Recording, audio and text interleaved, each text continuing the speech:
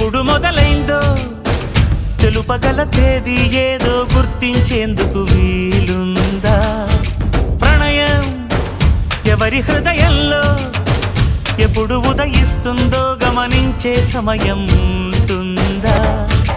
ప్రేమంటే ఏమంటే చెప్పేసి ఏ మాటుంటే ఆ మాటకి తెలిసేనా ప్రేమంటే?